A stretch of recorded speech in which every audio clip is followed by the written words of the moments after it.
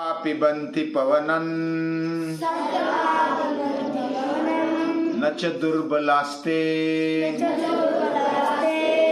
शुष्कैर्तृणैर्वनगजा Baleno भवन्ति कंदैर्फलैर्मुनिवरा क्षपयन्ति कालम्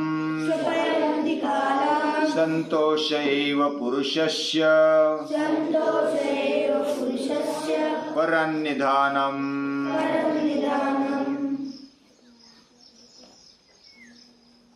एक पत्थर तोड़ने वाला आदमी था। वो बहुत मेहनत से पत्थर तोड़ता था, सुबह से शाम तक 10-10, 12-12 घंटे पत्थर तोड़ता, तब उसका पेट भरता मशक्कत से।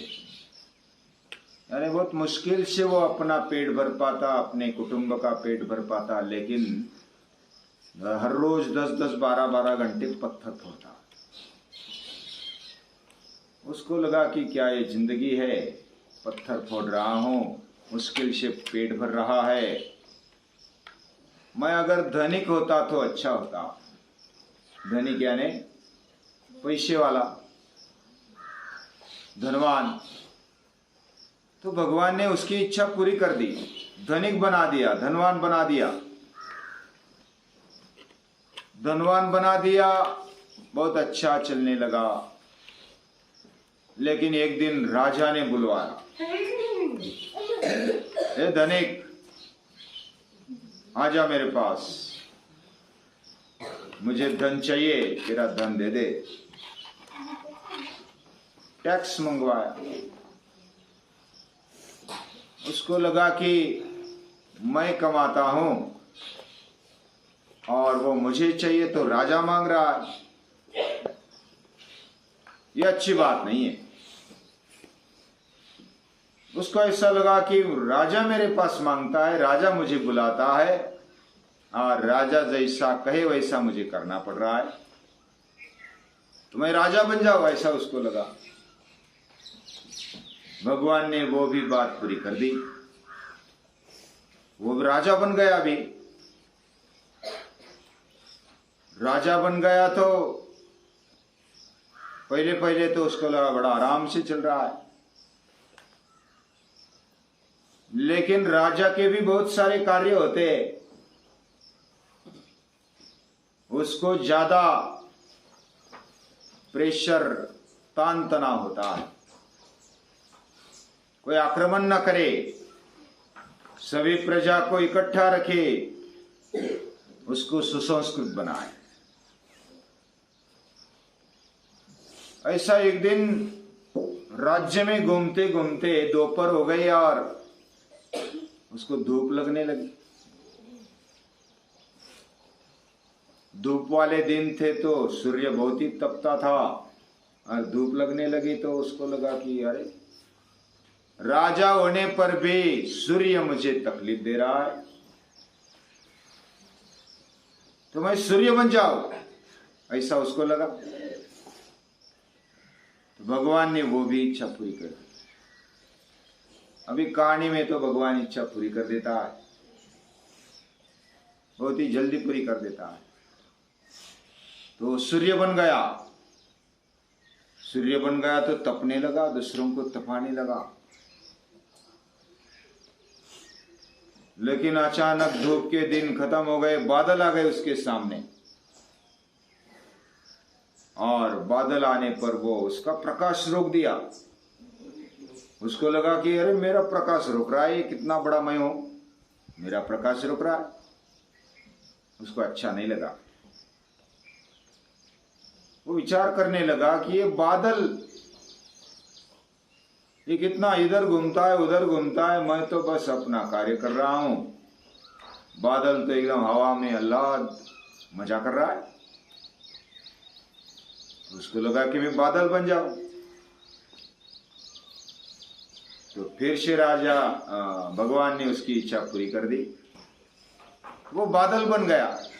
पहले पहले तो मजा आने लगा, इधर जाओ उधर जाओ, बहुत सारे प्रदेश देखो, हिमालय देखो, कभी सह्याद्री देखो, कभी महाराष्ट्र, कभी हरियाणा, कभी तमिलनाडु, कभी देश प्रदेश भी घूमने लगा। लेकिन उसको लगा कि ये केवल घूमना फिरना अच्छा नहीं,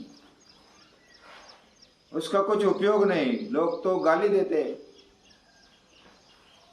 कि क्या केवल बादल आते लेकिन बारिश नहीं, उसमें पानी भी नहीं देता, केवल बादल का क्या फायदा। मैं अपने जीवन का कुछ साफल्य बनाऊं, ऐसा उसको लगा कि मैं बरसूं, मेरे से पर्जन्य हो जाए। ऐसी इच्छा करने के बाद वो बारिश के रूप में गिरने लगा जमीन पर। तो बारिश के रूप में गिरने लगा। पहले तो उसको बहुत सुकून लगा, अरे वाह बहुत ही अच्छा है, मैं अभी परोपकार का कार्य कर रहा हूं और पूरी धरनी को हरा भरा और खुश कर रहा हूं। लेकिन फिर बारीकी से कुछ दिन के बाद देखा, अरे बारिश ज्यादा होने पर भी लोग गाली देते हैं, कम गिरने पर भी गाली देते, और न गिरने पर तो और देते। यानी बारिश को सदा गाली खानी पड़ती है। ज्यादा हो गई तो कीचड़ हो गया, कम हो गई तो फिर भी गाली, और बिल्कुल ना हो गई तो भी गाली। तो क्या करे, अभी उसको बहुत अच्छा नहीं लगा। ये बारिश होना भी अच्छी बात नहीं, सब गाली खानी पड़ती है। लेकिन जो पत्थर है ना, सह्याद्री पे आया, पत्थर वैसा की वैसा ही उसके सामने डट कर खड़ा रहा, उसमें कुछ बदलाव नहीं, वो बहुत ही स्थिर और शांत, बस मुझे ऐसा ही बनना है। और फिर बारिश का क्या बन गया, पत्थर बन गया। भगवान ने उसकी इच्छा पूरी कर दी, पत्थर बन गया। फिर कुछ दिन तो अच्छा लगा, बाद में फिर पत्थर फोड़ने वाला उसके पास आ गया और पत्थर फोड़ने लगा ठनाठन, और पत्थर फोड़ता गया। उसके लगा, अरे इतना बड़ा पत्थर और मुझे फोड़ रहा है। तो फिर उसको लगा कि मैं भी पत्थर फोड़ बन जाऊं। तो पहले वही था ना, पत्थर फोड़ी था, पत्थर फोड़ता था, तो वो फिर पत्थर फोड़ बन गया। यानी घुमा फिरा कर किधर आ गया, पत्थर फोड़। तो जो मैं कर रहा हूं वो अच्छा है, हमें क्या लगता है दूसरा कर रहा है ना, अरे ये तो बहुत अच्छा है। तो जो है उसमें आनंद लेना चाहिए। हम बच्चे तो बच्चे का आनंद लेना चाहिए, हम युवा नहीं तो युवानी का आनंद लेना चाहिए, हम बूढ़े तो बुढ़ापे का भी आनंद है। कोई ऐसा जो बीज है ना, बीज होता है तब भी वो आनंदी रहता है, फूल रहता है, उसको अंकुर आता है तो भी कितना टवटवी ताजा तरोताजा दिखता है, और उसको फूल आते हैं तो भी बड़े सब आकर्षित होते फूल की तरफ। वो कभी नाराज निराश नहीं होता, वो सदा आनंदी रहता है। यानी बीज से लेकर के अंकुर आ गया, फूल आ गया, फल आ गया, बड़ा वृक्ष बन गया, पूर्ण जीवन भर आनंदी। कोई तोड़ता है तो भी आनंदी है, कोई उल्टा उसको फल देता है, फूल देता है, टहनी देता है, शाखा देता है, उसका पूरा शरीर दे देता है, फिर भी वो कुछ नहीं बोलता, वो संतुष्ट रहता। सांप क्या करता है, सांप डसता नहीं, वो तो अपना संरक्षण करता है। हम उसको धक्का लगाते तब भी डसता है, वो हमारा मित्र होता है। अभी तो इस ऋतु में तो नाग पंचमी आएगी, हम सर्प की पूजा करने वाले हैं, और भगवान शंकर के भी गले में क्या है, सांप है ना, सर्प है, नाग है। और उसको खाने को न मिलने पर भी वो हवा पीता है, बहुत दिनों तक खाने न मिलने पर भी वो हवा पीता है। सर्पा पिबंती पवनम, वो कभी दुर्बल नहीं होता। यानी सर्प हमारा मित्र है, वह धक्का लगने पर ही उसको ऐसा लगेगा कि ये हमारे पर आक्रमण कर रहा है, तभी वो डसता है, अन्यथा वो डसता नहीं। वो तो अपना संरक्षण के लिए दौड़ता है, या तो हमें दंश करता है, लेकिन वो बिना कारण दंश नहीं करता। वो मित्र, बहुत सारे मित्र है ना, सर्प मित्र है, और उसको मारना नहीं चाहिए, वो हमारा मित्र है, किसान का मित्र है। वेदांत कुछ पूछना चाहता है। अपन सर्प को कुछ भी करते तो आप उनको करता। हम कुछ भी करेंगे तो वो थोड़ा ही देखता रहेगा, वो तो फिर धसेगा, क्योंकि उसको अपना संरक्षण करना है ना, उसको भी उसकी जिंदगी चाहिए। हमें जैसे अपनी जिंदगी चाहिए तो वो भी एक जीव है, उसको भी जिंदगी चाहिए। वो धन धान्य का रक्षण करता है, चूहे खाता है, कीटाणु खाता है और अपनी धरनी को धन धान्य संपन्न रखता है। बहुत सारा है, उसको बाद में देखेंगे। लेकिन सर्प सदा खुश रहता है, खाना पीना न मिलने पर भी वो हवा पीता है, और सूखी घास खाने पर भी हाथी कितना बलवान है, वह कभी इतर कुछ खाता नहीं। शुष्क तृणैर्वन गजा बलिनो भवंती, सबसे बलवान अगर वन में कोई है तो वो हाथी होता है। तो हाथी का बल, वो साधारण घास खाता है, तृण खाता है और वो बलवान रहता है। और जो मुनिवर है ना, ऋषि मुनि, वो क्या खाते मालूम? कंदैर फलैर मुनिवर क्षपयंती कालम, वो तो बस फल, सलाद, मूली, जड़ी वो खाते, पत्ते खाते और आनंद से रहते, वो संतुष्ट रहते। संतोष एव पुरुषस्य परम निधानम।